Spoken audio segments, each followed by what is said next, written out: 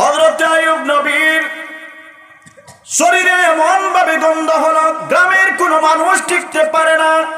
গ্রামবাসীরা ডাক দিয়ে বলল, রহিমা, ও রহিমা, তুমি তোমার আইয়ুবকে নিয়ে তুমি আমাদের গ্রাম ছেড়ে চলে যাও। ও বন্ধুগণ, আমার দুঃখের বিষয়, হযরত আইয়ুব আলাইহিস সালাতু ওয়াস সালাম অনেক দিন রোগা অবস্থায় ছিলেন। হযরত আইয়ুব আলাইহিস সালাম দাঁড়াইতে পারেন নাই। আইয়ুব নবী কোন মতে বসেন, কিন্তু এরপরে আইয়ুব আলাইহিস সালাতু ওয়াস সালাম আল্লাহর ইবাদত থেকে মাহরুম থাকেন নাই, বসে বসে নামাজ পড়েন। হযরত আইয়ুব আলাইহিস সালাতু ওয়াস সালামকে রহিমা ডাক দিয়া বলেন, স্বামী গো, ও স্বামী, এই গ্রামবাসীরা তো আপনাকে থাকতে দিবে না। স্বামী গো, এখন কি করা যায়? আইয়ুব নবী ডাক দিয়া বলেন, বিবি রে, এই গ্রামের মানুষ যদি আমাকে থাকতে দেয় না, তাহলে তুমি আমাকে এই জঙ্গলের মধ্যে নিয়ে যাও। ও বন্ধুগণ আমার, হযরত আইয়ুব আলাইহিস সালাতু ওয়াস সালাম বিবি রহিমার কাঁধের মধ্যে উঠলেন। এত কষ্ট করে আইয়ুব আলাইহিস সালাতু ওয়াস সালামকে নিয়ে বিবি রহিমা জঙ্গলের মধ্যে চলে গেলেন। এখন খাওয়ার কিছুই নাই, ধন সম্পদ যা ছিল সব শয়তান গায়েব করে ফেললো। ও বন্ধুগণ আমার, হযরতে মা রহিমা গ্রামে গ্রামে ভিক্ষা করেন, কোন সময় কাজ করেন, বেশিরভাগ কাজ করেন, ভিক্ষা করেন না। আমার ভুল হয়েছে, ভিক্ষা করেন না, কাজ করেন। কিন্তু নবীদের জন্য তো ভিক্ষা হারাম, নবীর বিবিদের জন্য ভিক্ষা হারাম। মা রহিমা গ্রামে গ্রামে কাজ করেন, কাজ করে যা পান স্বামীকে নিয়ে খান। একদিন এই ইবলিস শয়তান আবার কি করলো, গ্রামের সব মানুষদেরকে বলল, এই রহিমাটা ভালো নয়, এদেরকে কাজ দিবা না, কারণ তার শরীরের মধ্যে পচা গন্ধ লেগে আছে, তার স্বামীটা পচা, তোমরা কেউ কাজ দিবা না। যদি তোমরা তাকে কাজ দাও আর বাড়ির মধ্যে তাকে, তার স্বামীর যে রূপটা হয়েছে এই রূপটা তোমাদের মধ্যে ছড়িয়ে যাবে। বলেন নাউজুবিল্লাহ। গ্রামের কোনো মানুষ কাজ দিল না। লম্বা কথা, আমি এইদিকে আর গেলাম না। ও বন্ধুগণ আমার, হযরত আইয়ুব আলাইহিস সালাতু ওয়াস সালাম পাহাড়ের মধ্যে বসে আছেন আর আল্লাহ রাব্বুল আলামিনের জিকির করতেছেন। লা ইলাহা ইল্লাল্লাহ, লা ইলাহা ইল্লাল্লাহ, জোরে লা ইলাহা ইল্লাল্লাহ, লা ইলাহা ইল্লাল্লাহ। ভাইজান বহু দূরে মদিনা, আমরা কেমনে যাব জানি না। বহু দূরে মদিনা, আমরা কেমনে যাব জানি না। দয়া করো দয়াল আল্লাহ, দয়া করো দয়াল আল্লাহ, মেটাও মনের কামনা।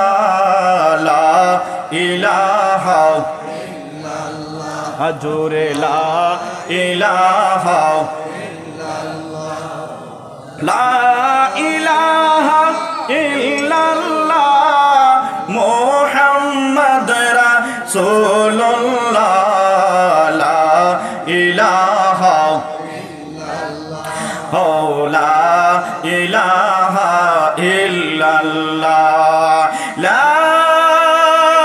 ইলাহা ইল্লাল্লাহ, মুহাম্মাদুর রাসূলুল্লাহ সাল্লাল্লাহু আলাইহি ওয়াসাল্লাম। ও বন্ধুগণ আমার, একদিন তো বিবি রহিমা কোনো কাজ পাইলেন না, বাড়িতে চলে আসলেন, পাহাড়ে চলে গেছেন। এখানে ছোট্ট করে একটি কুঁড়েঘর, ঘরের মধ্যে চলে আসছেন। এসে দেখেন হযরতে আইয়ুব আলাইহিস সালাতু ওয়াস সালামের শরীর থেকে একটা পোকা বের হয়ে পড়ে গেছে। হযরতে আইয়ুব নবী ওই পোকাটাকে আবার শরীরের মধ্যে এইভাবে দিয়ে দিলেন। মা রহিমা বুঝতে পারলেন না। মা রহিমা ডাক দিয়ে বলেন, স্বামী গো, ও স্বামী, এতদিন আমি সব কিছু বুঝতে পারলাম, কিন্তু আজকে আপনি এই যে পোকাটা পড়ে গেল, আপনি আবার এই পোকাটা আপনার শরীরের মধ্যে আপনি তুলে দিলেন, এটার বেদটা কি আমাকে একটু বলেন। হযরতে আইয়ুব নবী ডাক দিয়ে বলেন, বিবি রে, এ বিবি, এই পোকাটা তুলে দিলাম তার কারণ কি জাননি? ও বিবি, কাল কিয়ামতের দিন আল্লাহ রাব্বুল আলামিন যদি আমাকে প্রশ্ন করেন, রে আইয়ুব, আমি এই পোকাগুলা তোমার শরীরের মধ্যে তাদের আহার বানিয়ে দিয়েছিলাম, কিন্তু তুমি রাজি ছিলে না, যার জন্য আমার এই পোকাটা তোমার শরীর থেকে চলে আসছে। ও বিবি, এই প্রশ্ন যদি আমার আল্লাহ আমাকে করে পেলেন, আমি আমার আল্লাহকে কি জবাব দিব, যার জন্য এই পোকাটা আমি আবার শরীরের মধ্যে দিয়েছি? বলেন সুবহানাল্লাহ। নবীর প্রেমিকেরা দিশাহারা মোহরনের বয় করে না, প্রেম তো মরে না। সবাই বলেন নবীর প্রেমিকেরা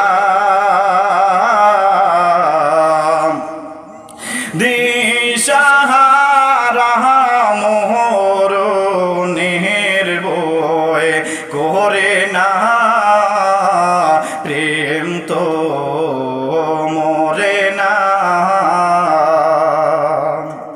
ওরে প্রেম কইরাছেন আইয়ুব নবী, যার প্রেমের হিমা বিবি গো। ওরে ছয়জন বিবি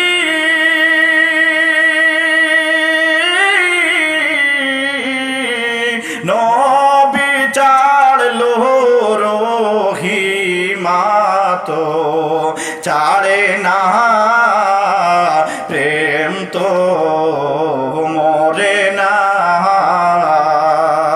নবীর প্রেমিকেরা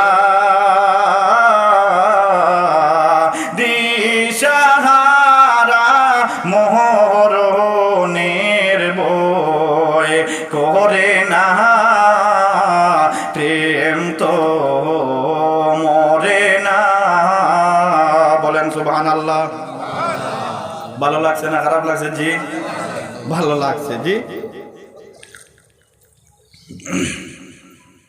ও বন্ধু আমার, হযরতে রহিমা বললেন, স্বামী গো, ও স্বামী, আপনার মর্ম কথা আজকে আমি বুঝতে পারলাম। এই বলে বিবি রহিমা ডাকদা বলেন, স্বামী গো, আজকে আমি সারাটা গ্রাম আমি তালাশ করলাম, কোনো মানুষ আমাকে তো কোনো কাজ দিল না। হযরতে আইয়ুব নবী ডাক দেয়া বলেন, বিবি রে, এটা তো আল্লাহর মর্জি। কার মর্জি? এটা তো আল্লাহর মর্জি। কতটুকু অটল ও বন্ধু আমার। কিন্তু এরপরে হযরতে আইয়ুব আল্লাহর জিকির বন্ধ করেন নাই। এমন সময় হযরতে আইয়ুব নবী বুঝতে পারলেন জিহ্বার মধ্যে একটা পোকা চলে গেছে, এখন আর আল্লাহ আল্লাহ করতে পারেন না। হযরতে আইয়ুব নবী এই সময় বললেন, আল্লাহ গো, ও আল্লাহ, আমার ধন সম্পদ, ছেলে সন্তান, যা কিছু আপনি দিয়েছিলেন গো আল্লাহ, আল্লাহ সব তো আপনি নিয়ে গেছেন। আমি না শুকর হই না, আমার সমস্ত শরীরের মধ্যে হাড় ব্যতীত আর কোনো মাংস নাই, সব আমি পোকাকে পোকার আহার বানিয়ে দিয়েছিলেন আপনি, আমি দিয়ে দিছি। কিন্তু গো আল্লাহ, আমি তোমার জিকির থেকে মাহরুম থাকতে পারি না। কিন্তু আজকে আমার বড় দুঃখ হয়, আমি যে জিহ্বা দিয়ে তোমার নামটা আমি নিব গো আল্লাহ,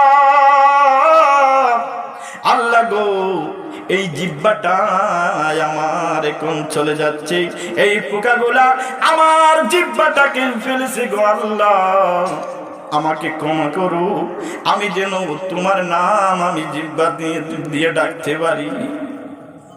ও বন্ধুগণ আমার, এত কষ্ট করার পর হযরতে আইয়ুব নবী আল্লাহকে বলেন নাই, কিন্তু আজকে আমরা আল্লাহর এমন বান্দা হলাম, আমাদেরকে রব্বুল আলামিন কি দিলেন না ভাই?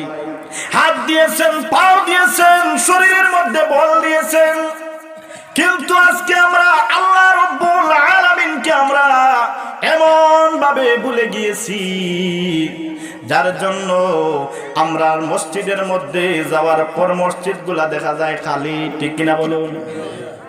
ফজরের সময় মসজিদের মধ্যে যাওয়ার পর দেখা যায় শুধু ইমাম সাহেব, কোন সময় কোন মসজিদের মধ্যে ইমাম সাহেব নাই। এইভাবে হইতেছে কি হইতেছে না ভাই? ও বন্ধুগণ আমার, আল্লাহর নবীরা কত কষ্ট করে এই জমিনের মধ্যে দিন রেখে চলে গেছে। বন্ধুগণ আমার, নবী মুহাম্মদুর রাসূলুল্লাহ সাল্লাল্লাহু আলাইহি ওয়াসাল্লাম কত বড় ধনী ছিলেন। নবীজির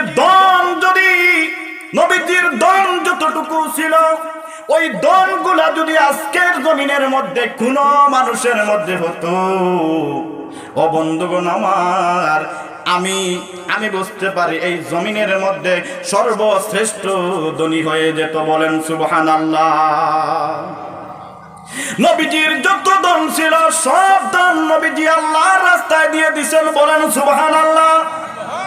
ও বন্ধুগণ আমার, নবীজির নানা ছিলেন আব্দুল ওয়াহাব জুহরির নাম কি ছিল?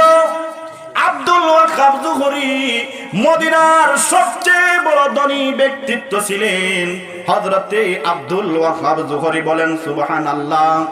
আব্দুল ওয়াহাব জুহরির একজন মাত্র মাইয়া ছিলেন, নাম কি? মা আমিনা।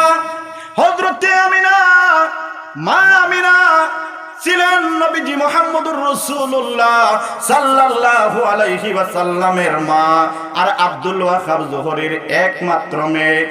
হযরত আব্দুল ওয়াহাব জুহরি যেই সময় মারা গেলেন, মারা যাওয়ার সময় আব্দুল ওয়াহাব জুহরির সমস্ত ধন সম্পদ মা আমিনার নামে লিখে দিয়ে চলে গেলেন। বলেন সুবহানাল্লাহ। ও বন্ধুরা আমার, কিতাবের মধ্যে এসেছে, কোন হাদিসের কিতাবের মধ্যে নয়, তারিখের কিতাবের মধ্যে এসেছে, ইতিহাসের কিতাব।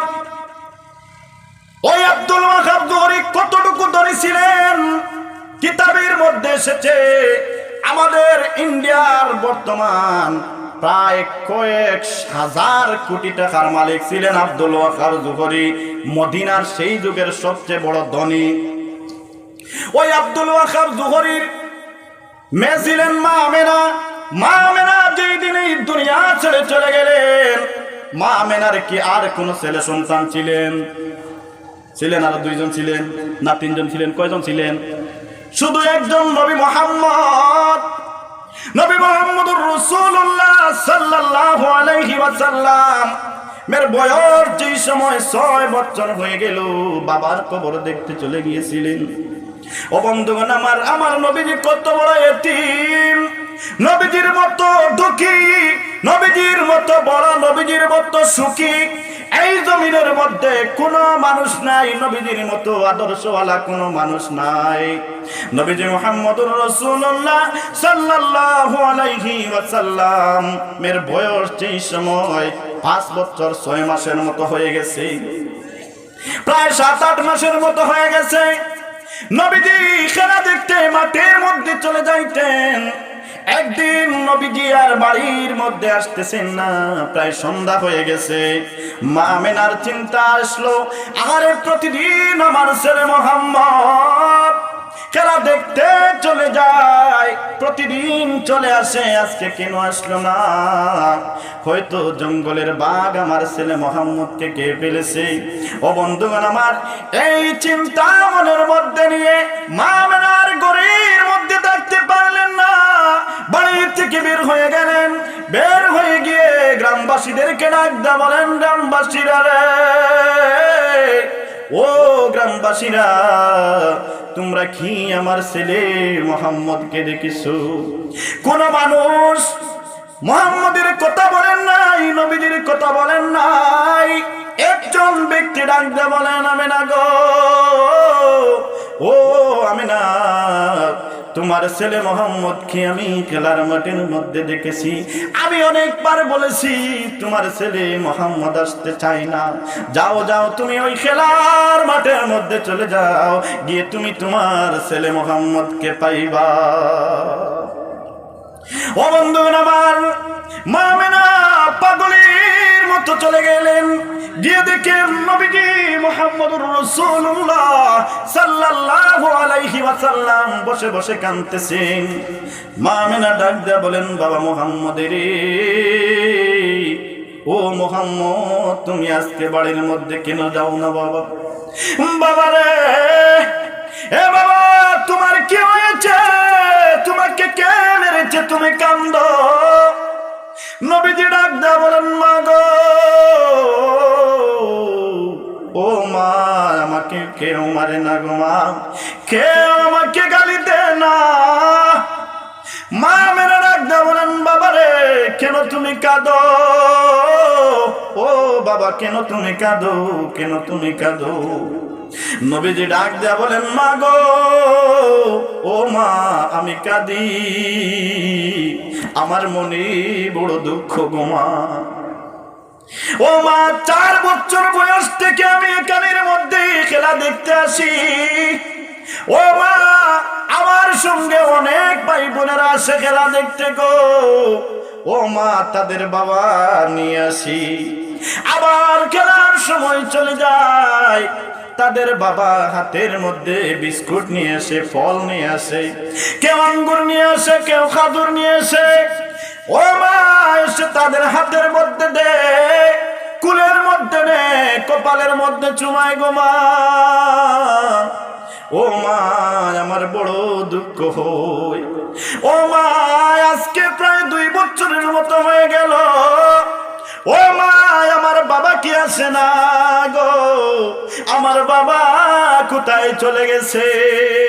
আমার বড় শখ হয়, আমার বাবা যদি একটা বার আমাকে কুলের মধ্যে নিত গো মা। ও মা, আমার বাবা কই? আমাকে বলো, আমার বাবা কই? আমার বাবা কোথায় চলে গেছে? ও বন্ধুগণ, যাদের বাবা দুনিয়া থেকে বিদায় হয়ে গেছেন তারা বাবার কদর বুঝবেন। যাদের মা দুনিয়ায় নাই তারা মায়ের কদর বুঝে, মায়ের ব্যথা বুঝে। নবীজি মুহাম্মদুর রাসূলুল্লাহ সাল্লাল্লাহু আলাইহি ওয়াসাল্লাম কাঁদতেছেন আর বলতেছেন, মা গো, আমার বাবা কই? আমার বাবা কই? মা আমেনা ডাক দিয়ে বলেন, বাবা মুহাম্মদ, ও বাবা মুহাম্মদ, আর পুরানা আগুন জ্বালাইস না মুহাম্মদ রে। ও বাবা মুহাম্মদ, এই আগুনটা বাবা আমার আর কলিজায় আর জ্বালাইস না। এ বাবা মুহাম্মদ, তোর বাবা এই জমিনের মধ্যে বেঁচে নাই, তোর বাবা এই জমিনের মধ্যে বেঁচে নাই, তোর বাবা এই দুনিয়া ছেড়ে কবর দেশে চলে গেছে রে বাবা। আমি তোর বাবাকে আর এনে দিতে পারবো না। ও বন্ধুগণ আমার, মায়ের কাছ থেকে যেই সময় এই খবরটা নবীজি মুহাম্মদুর রাসূলুল্লাহ সাল্লাল্লাহু আলাইহি ওয়াসাল্লাম শুনেছেন, শোনার পরে নবীজির কান্নাটা আরো বেড়ে গেল। নবীজি ডাক দিয়ে বলেন, মা, ও মা, আমার বাবার কবর কোথায় গো মা? আমার বাবার কবর কোথায়? আমি আমার বাবার কবরটা একটা নজর আমি দেখতে চাই। মা আমেনা ডাক দিয়া বলেন, মুহাম্মদ রে, ও মুহাম্মদ, আয় বাবা আমার সঙ্গে আয়, তোর দাদা আব্দুল মুত্তালিবকে গিয়ে বলবো, তোর দাদা যদি অনুমতি দেন আমি তোমাকে নিয়ে তোমার বাবার কবর দেখতে যাব। বলেন সুবহানাল্লাহ। নবীর প্রেমে পাগল হইলে, নবীর প্রেমে পাগল হইলে আল্লাহ তাআলা খুশি। নবীর দুরূদ পড়ো দিবানিশি, নবীর প্রেমে পাগল হইলে, নবীর প্রেমে পাগল হইলে আল্লাহ তাআলা খুশি। নবীর দুরূদ পড়ো দিবানিশি। ওরে নবীর প্রেমে পাগল হইলে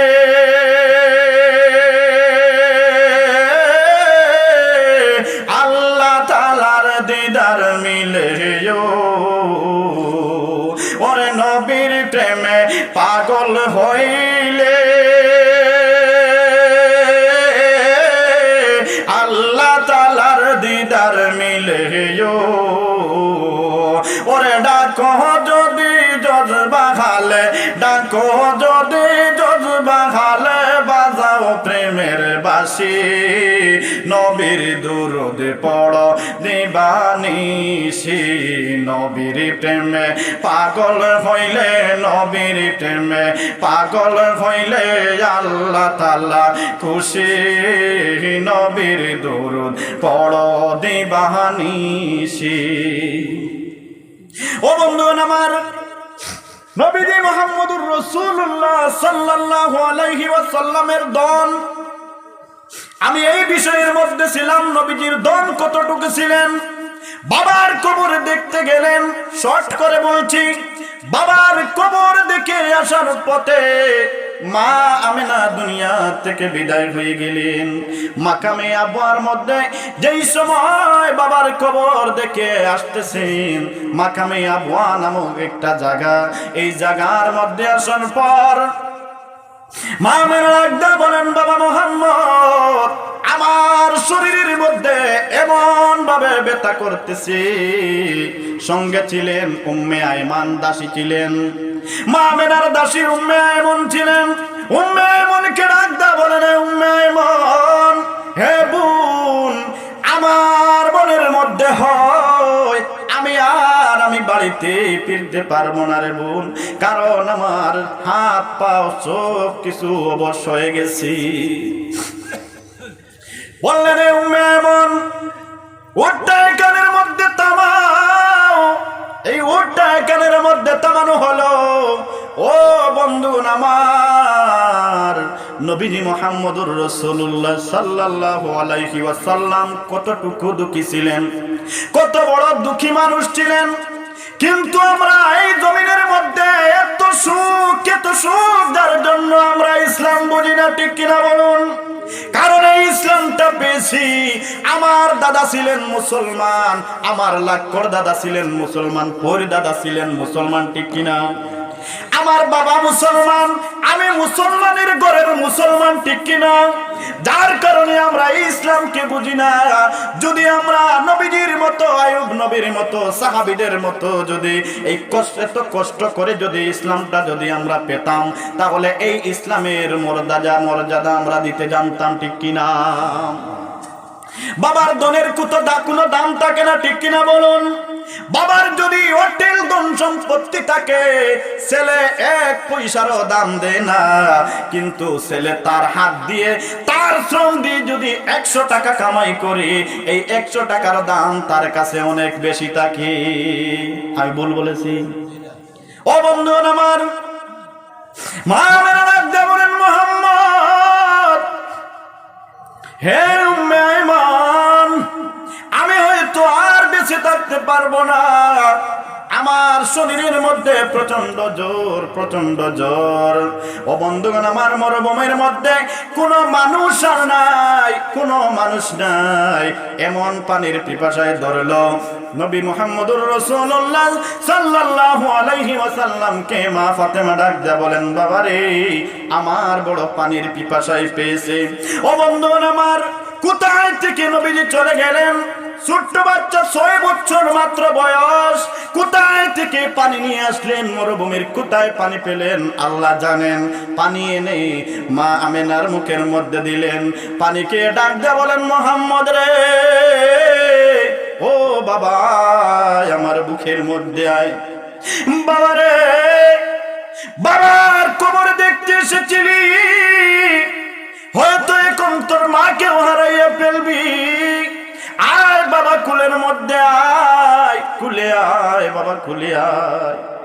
নবীজি ডাক দিয়া বলেন, মা গো, ও মা, এমন কথা আমাকে শোনাইবেন না গো মা। ও মা, আমি সইতে পারি না, আমি বাবার ব্যথা সইতে পারি না। ও মা, এই মুহূর্তে যদি আপনিও চলে যান, আমার জমিনের মধ্যে আপনজন বলতে তো আর কেউ থাকবে না গো মা, আপনজন বলতে তো আর কেউ থাকবে না। ও বন্ধুগণ আমার, হযরতে মা আমেনা নবীজি মুহাম্মদুর রাসূলুল্লাহ সাল্লাল্লাহু আলাইহি ওয়াসাল্লামকে জড়িয়ে ধরে কেঁদে কেঁদে কলেমা পড়ে মা আমেনা দুনিয়া থেকে বিদায় হয়ে গেলেন। ও বন্ধুগণ আমার, নবীজি মুহাম্মদুর রাসূলুল্লাহ সাল্লাল্লাহু আলাইহি ওয়াসাল্লাম হাউমাউ করে কাঁদতে লাগলেন আর বললেন, উম্মে আয়মান, হে উম্মে আয়মান রে, এই জমিনের মধ্যে তো আমার আপনজন বলতে আর কেউ থাকলো না। এই সময় মা আমেনা ডাক দিয়া বলেন, উম্মে আয়মান, এই নেই আমার আলমিরার চাবি, নেই আমার ছেলে মুহাম্মদকে, আমার বাবার ধন সম্পদের যত কাগজ আমার বাবা মুহাম্মদকে থুই দিয়ে দিস। বলেন সুবহানাল্লাহ। ও বন্ধুগণ আমার, এইদিকে নানার সমস্ত ধন পেলেন। মা খাদিজা অনেক ধন সম্পদের মালিক ছিলেন।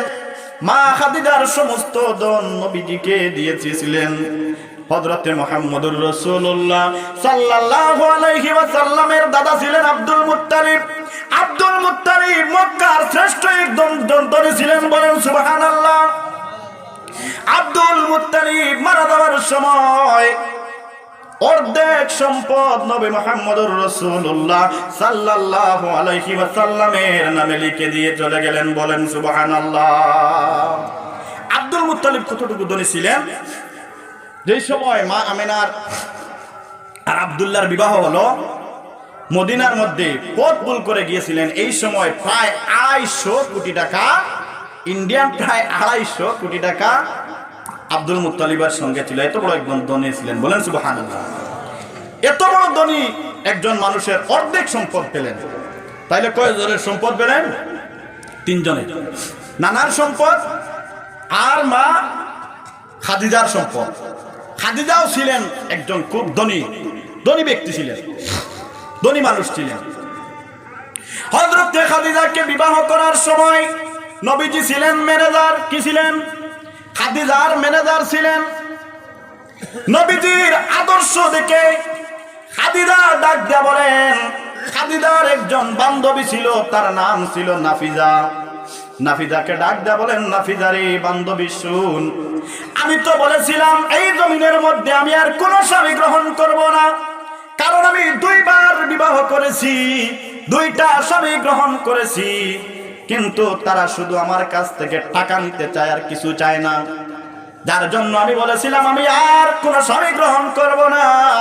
কিন্তু এই মুহাম্মদের, আমার এই মেরজারের আদর্শ দেখে আমার মনের মধ্যে এসেছে, উনি যদি আমাকে বিবাহ করে আমি তাকে বিবাহ করব। বলেন সুবহানাল্লাহ। কি দেখে? আদর্শ দেখে। কি দেখে? আচ্ছা, নবীজি মুহাম্মদুর রাসূলুল্লাহ সাল্লাল্লাহু আলাইহি ওয়াসাল্লাম এই জমিনের মধ্যে যে ইসলাম রেখে গিয়েছেন, কি দিয়ে রেখেছেন? আদর্শ দিয়ে। কি দিয়ে? আদর্শ দিয়ে মানুষকে জাদু করে ফেলেছেন। বলেন সুবহানাল্লাহ। ও বন্ধুগণ আমার, খাদিজার অনেক সম্পদ ছিল। আমি কোটাগুলো শর্ট করে বললাম। খাদিজার গোষ্ঠীর লোকেরা ডাক দা বলেন, খাদিজা, এ খাদিজা, তুমি নাকি পাগল হয়ে গেছো, তুমি নাকি পাগল হয়ে গেছো রে খাদিজা, কারণ এই মুহাম্মদের তো কিছুই নাই, কেন তুমি এই মুহাম্মদকে বিবাহ করবা? খাদিজা ডাক দা বলেন, আমার গোষ্ঠীর লোকেরা, তোমরা আমাকে একটা কলম দাও আর একটা কাগজ দাও, আমার সব সম্পদ আমি মুহাম্মদের নামে লিখে দিয়ে আমি মুহাম্মদকে এই মক্কার জমিনের সর্বশ্রেষ্ঠ একজন ধনী মানুষ বানাইয়া দিব। বলেন সুবহানাল্লাহ। হযরত মুহাম্মদুর রাসূলুল্লাহ সাল্লাল্লাহু আলাইহি ওয়াসাল্লামকে সমস্ত ধন লিখে দিয়ে বলছেন স্বামী গো, ও স্বামী, আমার এই ধন সম্পদগুলা আমি তোমাকে লিখে দিলাম। এই ধন সম্পদের মধ্যে আমার 1 টাকারও দাবি নাই, আপনার যা ইচ্ছা হয় আপনি তাই করতে পারেন। বলেন সুবহানাল্লাহ। এটা হলো খাদিজার আদর্শ। কার আদর্শ? খাদিজার আদর্শ। আজকে আমাদের বাংলাদেশে হোক আর আমাদের ইন্ডিয়ায় হোক অনেক খাদিজা আছে কিনা? যে অনেক খাদিজা আছে, কিন্তু আপনি রুজি করবেন দেখবেন এর মধ্যেও প্রশাসন চালায়, আইন চালায় কি চালায় না? আপনি যত টাকা রুজি করেন বেশি বেশি যদি রুজি করেন আর যদি আপনার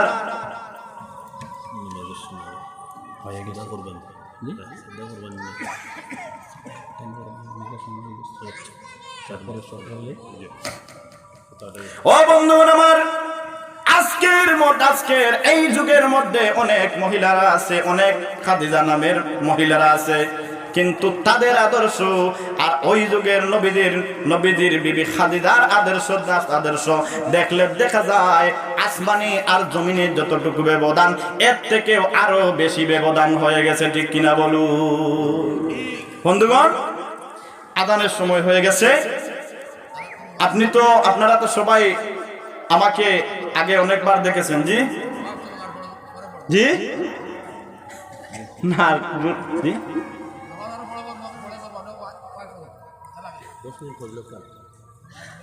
10 মিনিট আর কি হবে। আচ্ছা আচ্ছা দেখেন, আমরা মজা লাগে, আমরা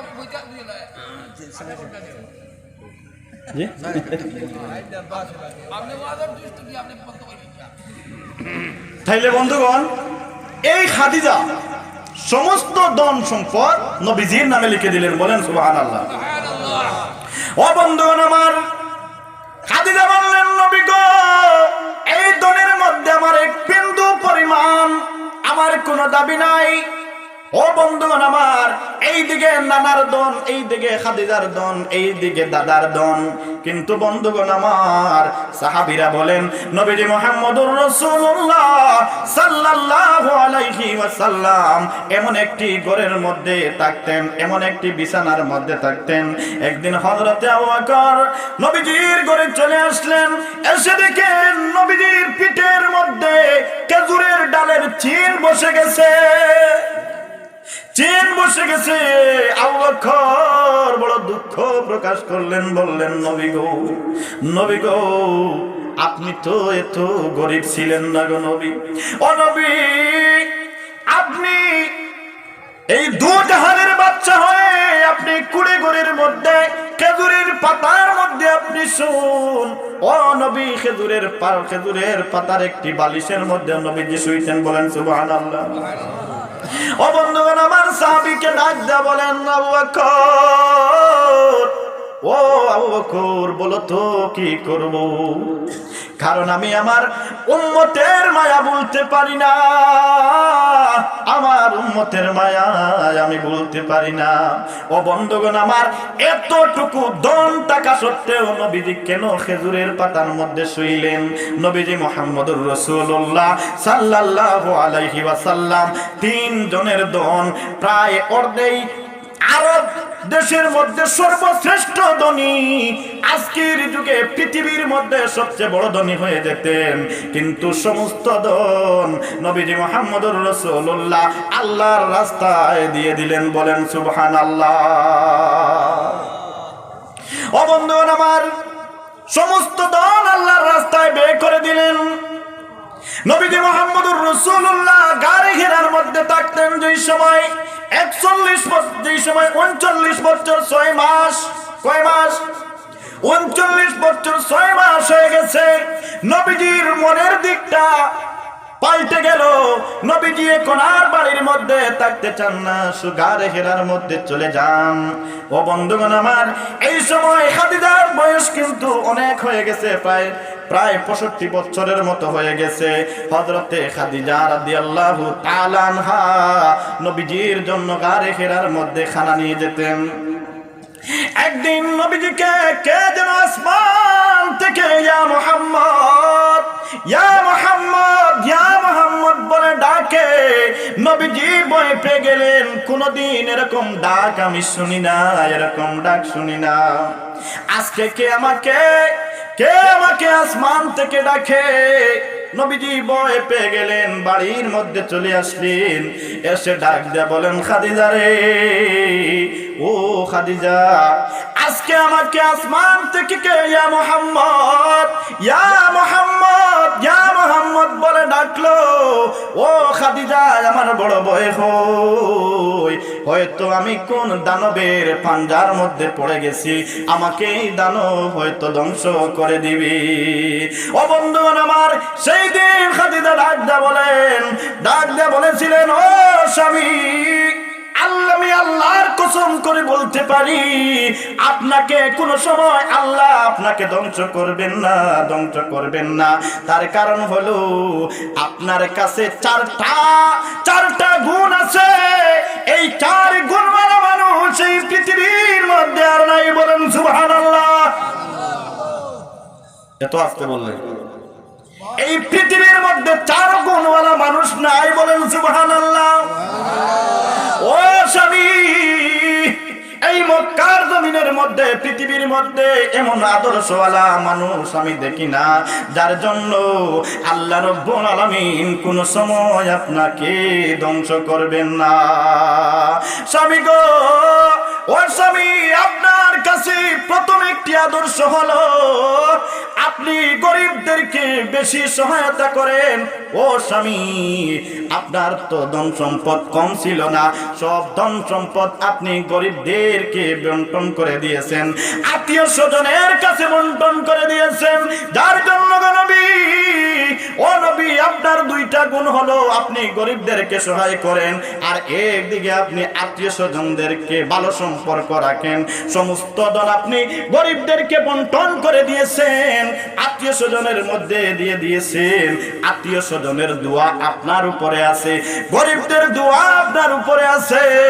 যে মানুষের উপরে 4টা গুণ থাকে, এই গুণের মধ্যে 4টা গুণ থেকে একটার মধ্যে আপনার কমতি নাই। আপনার উপরে আপনার আত্মীয় স্বজনের দোয়া, গরিবদের দোয়া আছে, যার জন্য আল্লাহ রাব্বুল আলামিন কোন সময় আপনাকে ধ্বংস করবেন না। বলেন সুবহানাল্লাহ। 3 নম্বর গুণ হলো আপনি মুসাফিরদেরকে বেশি ভালোবাসেন। মুসাফিরের দোয়া যার উপরে তাকে গো স্বামী, ও স্বামী, কোন সময় তাকে আল্লাহ ধ্বংস করেন নাই। আপনি মুসাফিরদেরকে এত বেশি ভালোবাসেন, আর মুসাফিররা আপনার জন্য দোয়া করেন। ও স্বামী, 4 নম্বর গুণ হলো আপনি মাজলুমদের পক্ষে থাকেন। বলেন সুবহানাল্লাহ। মাজলুম বুঝতে পেরেছেন? জি, মাজলুম হলো ওই মানুষ, যে মানুষের শক্তি কম। কি কম? গায়ের মধ্যে শক্তি কম, ধনের দিকে শক্তি কম। একজন ধনী মানুষ, গায়ের মধ্যে শক্তিওয়ালা মানুষ, আরেক ঠেলাওয়ালা রিক্সাওয়ালার ছেলেকে যদি মারে, আর আপনি যদি আবার ওই ধনী মানুষের ছেলের পক্ষ যদি হয়ে যান, আপনি হলেন নিমককারাম, আপনি বেবিচার। নবীজি এইরকম কাজ কোনোদিন করতেন না। নবীজি মুহাম্মদুর রাসূলুল্লাহ সাল্লাল্লাহু আলাইহি ওয়াসাল্লাম সব সময় মাজলুমের পক্ষে থাকতেন। মা খাদিজা ডাক দেয়া বলেন, স্বামী গো, ও স্বামী, আপনার উপরে মাজলুমদের দোয়া আছে, মুসাফিরদের দোয়া আছে, গরিবদের দোয়া আছে, আত্মীয় স্বজনের দোয়া আছে গো নবীর গো স্বামী, যার জন্য 4টা গুণ আপনার পুরাপুরি আছে। এই 4 গুণওয়ালা মানুষ আমি এই মক্কার জমিনের মধ্যে দেখি না। বলেন সুবহানাল্লাহ। কিন্তু বন্ধুগণ, দেখা যায় আজকে আমাদের মধ্যে একটাও গুণ নাই। আছে? জি, একটাও গুণ নাই। আমার আজকে হাত বড় হয়ে গেল, আজকে আমি আমার মাকে আমি দেখতে পারি না, বাবাকে দেখতে পারি না, ভাইকে দেখতে পারি না, বোনকে দেখতে পারি না।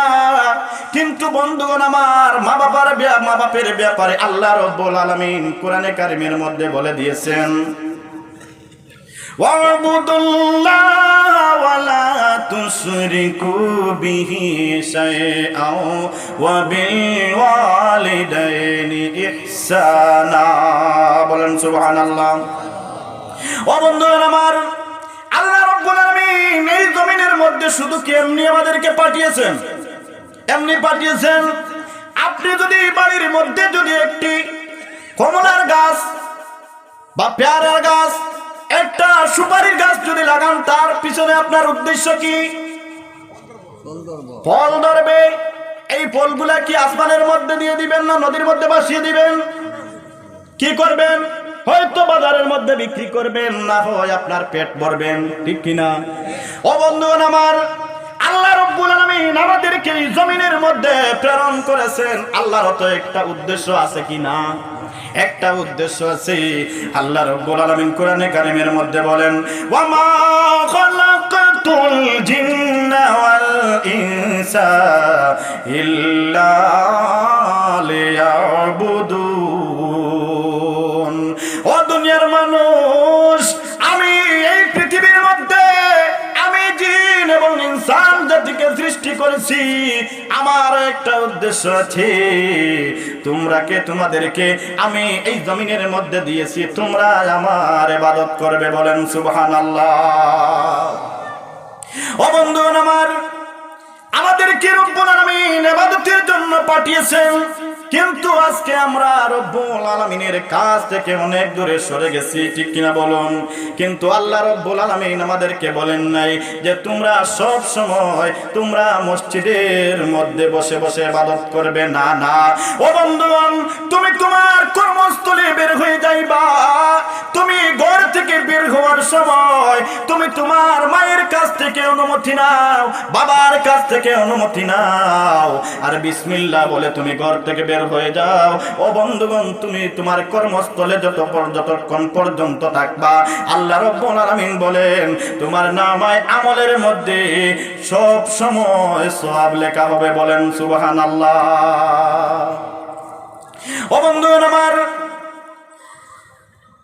আল্লাহ রাব্বুল আলামিন মা বাপের ব্যাপারে অনেক জায়গায় বলেছেন, তোমরা মা বাবার কথা শোনো, আমার ইবাদত করো, আর মা বাবার খেদমত করো।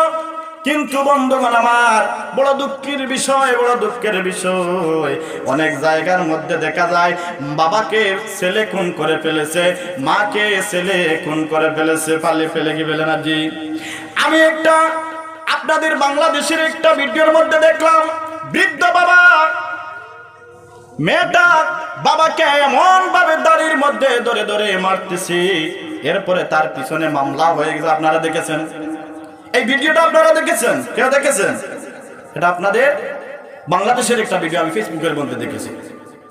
বন্ধুগণ, এরকম আমরা মা বাবার নাফরমান যদি হয়, তাহলে আমাদের ইহকাল এবং পরকাল ধ্বংস হয়ে যাবে।